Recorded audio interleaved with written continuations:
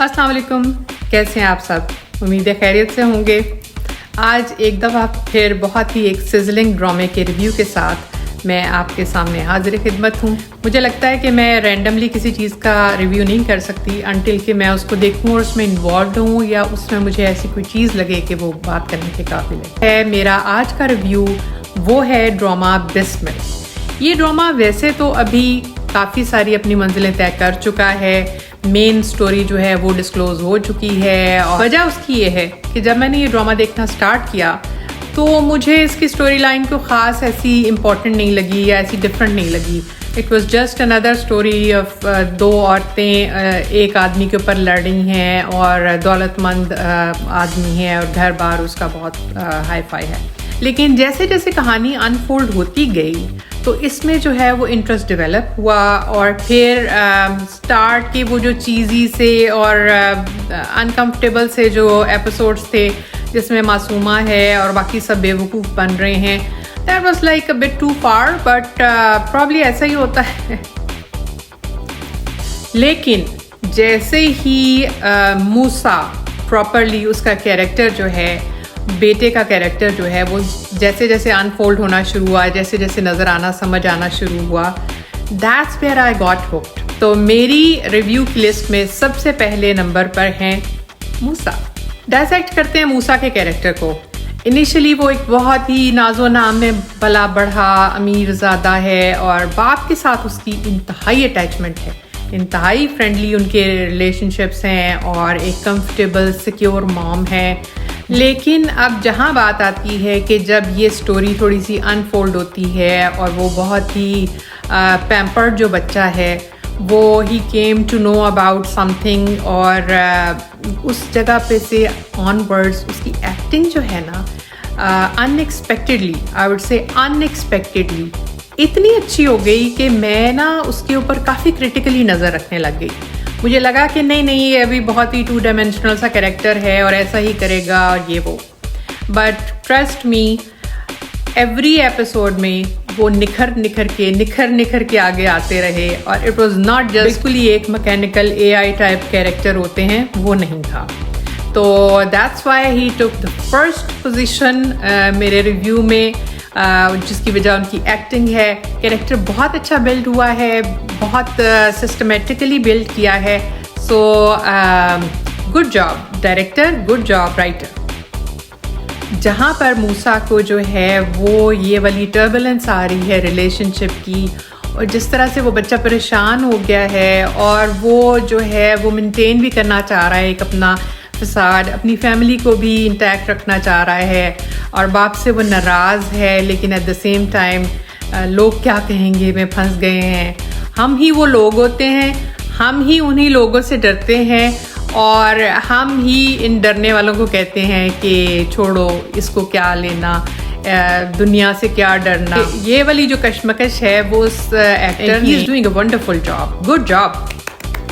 मेरे लिए सबसे मज़ेदार जो जिसको कहते हैं ना कि एक ठंड पड़ जाना किसी सीन से वो उसके ओवरऑल इस सारे ड्रामे की जान वो 2 सीन्स हैं जहाँ पे मूसा जो है एक तो मासूमा के घर जाता है और जहाँ वो जाके उसकी सही में वाट लगाता है जो कि वेल डिज़र्व्ड है एंड लिटिल बिट अनएक्सपेक्टेड था। मुझे लग रहा था कि ये इस तरह से अभी बहुत ही गम गुस्से में है लेकिन इस तरह से कर नहीं पाएगा, but honestly that was very negative. The point was जहाँ वो एंटर होता है वो सिचुएशन बड़ी जो है ना वो सेंसिटिव थी, लेकिन एट द सेम टाइम एक यंग ब्लड है जो कि इस तरह के टर्मोइल में है और उसे सिर्फ ये समझ आ रही है कि मैं जो है ना तख्ता कर दूँ। तो मैं as a person I just am with you Musa, बहुत अच्छा किया।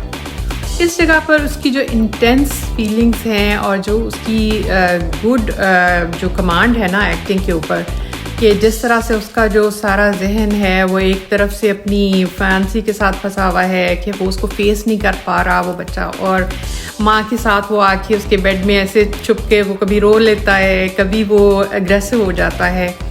मुझे literally I could feel that. बहुत ही अच्छी एक्टिंग।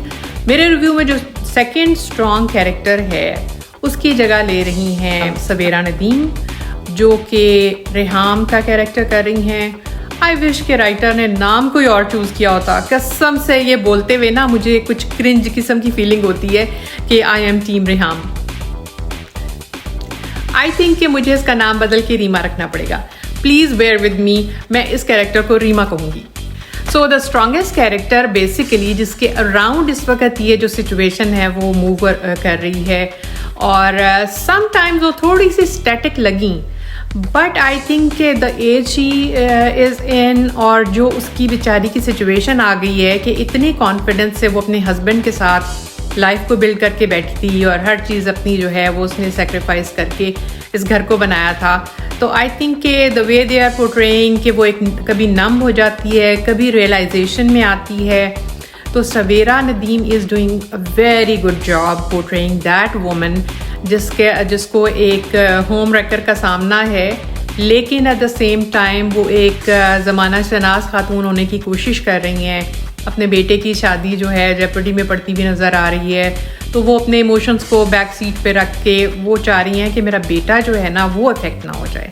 बहुत ही प्यारा कैरेक्टर है और बहुत अच्छे तरीके से सवेरा जो है इसको कर रही हैं। जो इस कैरेक्टर की स्ट्रेंथ सामने आई है, जब वफादारी ढूंढने निकलोगे तब मैं देखूँगी वेरी डीप। इसके साथ वैसे मैं एक बात का इजाफा करना चाहूँगी कि हम मशरक़ी ख़वातीन जो हैं वो उनका एक बहुत ही उनकी एक प्रोग्रामिंग की गई थाउजेंड्स ऑफ ईयर्स में कि कुछ भी हो जाए हम जो है वो वफ़ा की देवियाँ बनकर एक दफ़ा ये जंग जीत लेंगी। तो जो उसमें इतना नुकसान आपकी मेंटल हेल्थ का हुआ और आपका जो सब कुछ, I mean that's what it is. उसमें ये जो सारा ब्रॉटअप काम करता है कि एक दिन जो है तुम जीत जाओगी।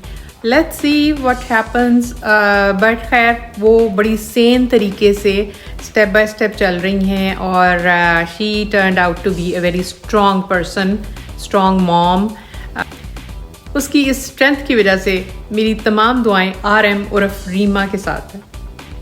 अच्छा, अब इसके आगे नंबर 3 पे हैं सबसे स्ट्रॉन्ग कैरेक्टर, इनफैक्ट जो कि नंबर 1 पे होना चाहिए था, लेकिन चूंकि वो इतना नेगेटिव और इतना पावरफुल कैरेक्टर है, ऑलरेडी सेंटर स्टेज है वो, तो इसलिए मैंने उनको 3rd पे रखा है। आप गेस कर ही चुके हैं, मैं बात कर रही हूँ मासूमा की। सवाल ये है कि मासूम क्यों नहीं, लेकिन उन्होंने इसको बहुत अच्छे तरीके से जो है वो निभाया भी है, और वो जो एक चुड़ैल किस्म की सारी जो सिग्निफिकेंट किस्म की गोल्ड डिगर और होम रेकर वाइब है ना वो उन्होंने 100% पूरी कर दी है। अच्छा, अब वो इतनी ढीठ कैरेक्टर है, लेकिन ऐसे बहुत सारे ढीठ होते हैं, अब क्या करें दुनिया में। इतनी ढीठ है कि उसकी इतनी बेइज्जती हो चुकी है, इतनी दफ़ा हो चुकी है, और वो उतनी ही दफ़ा जो है मज़ीद एक जो है ना वो ढिठाई और स्ट्रेंथ के साथ सामने आती हैं। आई थिंक ऐसा होता बहुत है। वैसे सबसे जो क्रिंजी चीज़ें हैं ना इसमें, वो जिस तरह से टीटी के साथ लाड कर रही है ना, और टीटी साहब जो है ना वो जो भंवरे बने हुए हैं ना, वो सो डिफ़िकल्ट टू डाइजेस्ट कि वाकई ने एक 30 इयर्स यंगर लड़की जो है वो आपके साथ आपको इस तरह की अदाएँ दिखा रही है, तो वो एक साथ रहने वाली बीवी जो है जो दिमाग ख़राब है कि वो ये करेगी।